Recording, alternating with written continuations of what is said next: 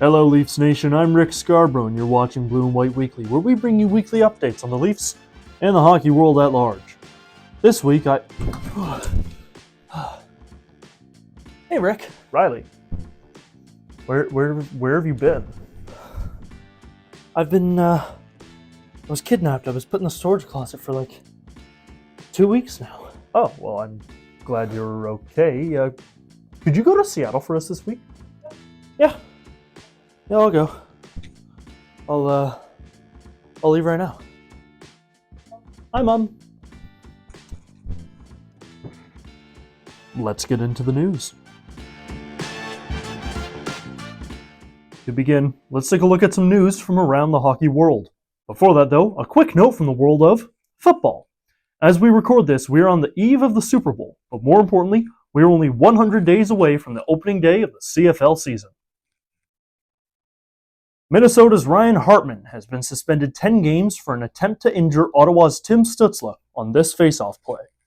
This is Hartman's 5th career suspension, and the severity of the punishment handed to him by the league can be translated as follows.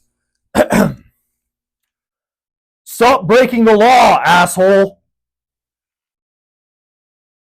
Pittsburgh captain Sidney Crosby suffered an upper body injury on Tuesday against the New Jersey Devils. Despite closing out that game, he's been missing from the lineup since then, making not just Penguins fans worry, but also Team Canada, as Crosby is set to captain the team at the Four Nations face-off next week. Rosters lock in this Monday, February 10th, so a decision on Sid's status must be made by then if he is to remain in Canada's lineup. Speaking of Four Nations rosters, Vancouver captain Quinn Hughes has been missing from action since Sunday with injury. Canucks management has left it largely up to Quinn himself whether or not he feels healthy enough to represent Team USA at the Four Nations. Leafs prospect Easton Cowan's historic OHL point streak has ended.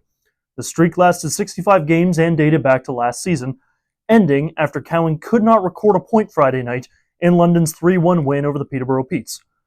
I love you, Easton, but all I have to say on the matter is, the Petes ended your streak. Go Petes, go!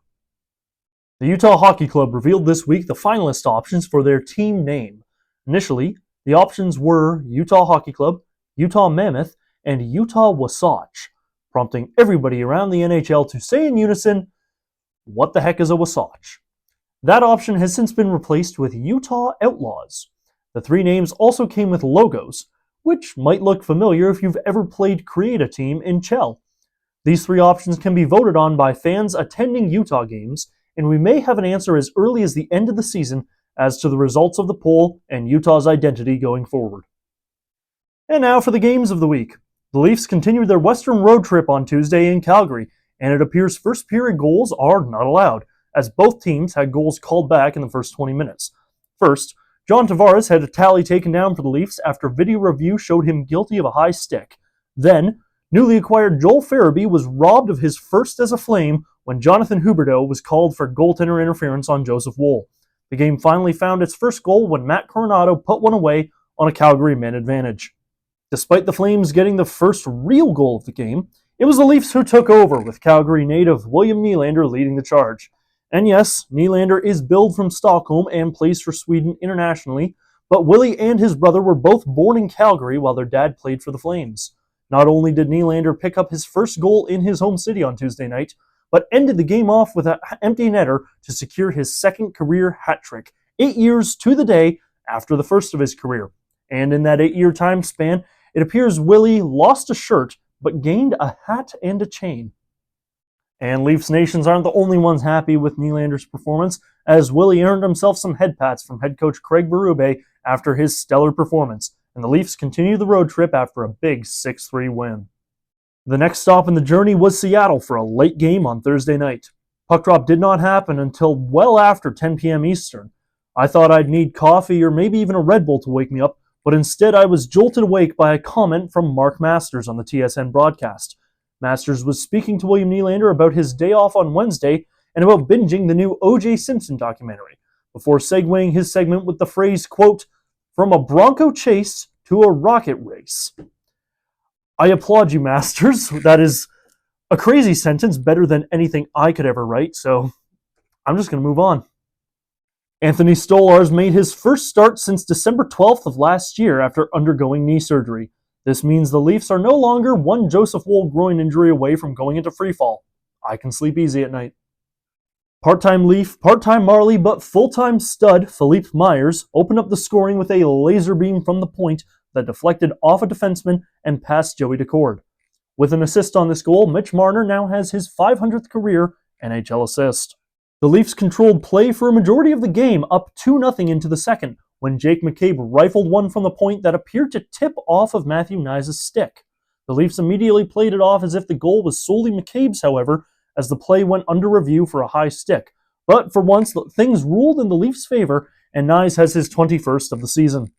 The Leafs held a 3-1 lead late in the third when Brandon Montour decided he wanted to get in a late Oscar nomination, selling this supposed high stick from Austin Matthews that gave the Kraken a chance to try and even the score. But Anthony Solar shuts the door in his return, and the Leafs remain perfect on this road trip with only one game remaining. To follow up on this game, we go now to our rinkside reporter, Riley Roberts, in Seattle. Thanks very much, Rick, and I'm here outside Climate Pledge Arena with Brandon Tanev of the Seattle Kraken. Brandon, how are you feeling after Thursday night's loss to the Maple Leafs? I think you got the wrong guy there. Okay, who are we here with then? I'm just a nobody from the Peterborough Beer League. Peterborough Beer League, okay. That's a nice jersey you have there. Yeah, thanks. How's Beer League going in Peterborough then? Well, it's going pretty good. Well, actually pretty bad. We're in second to last place right now.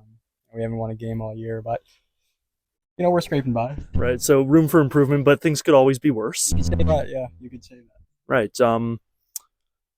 Well, thanks for your time. Back to you in the studio, Rick. Riley, I know you've had a tough last few weeks, and you're probably very tired and confused, but Peterborough and Seattle are very far apart. That feels like a difficult thing to mess up. The Leafs rolled into Vancouver on Saturday night, trying to go 4-for-4 to close out the road trip against the Canucks. Thatcher Demko started the game in goal for Vancouver, but left halfway through the first in some discomfort, so Kevin Lankinen came in to fill the net. The Canucks went up early in the first on a Philip Hronek goal, but hometown boy Morgan Rielly tied it up for the Leafs in the second. The Canucks once again reclaimed the lead, and the Leafs fought literally to the last second, hemming the Canucks in their zone with the man advantage in an attempt to make something happen late, but no luck. The Canucks take this game 2-1, leaving the Leafs 3-for-4 at the end of this Western road trip. Looking ahead in the week, absolutely nothing. The Leafs and the rest of the NHL have paused their schedules because the Four Nations face-off is finally upon us, and you can bet we're going to be talking all about it here on Blue and White Weekly, beginning with a tournament preview coming to you this very Monday. Until then, though, thank you very much for watching, Leafs Nation. Be sure to like and subscribe. And remember, go Leafs, go. We'll see you Monday.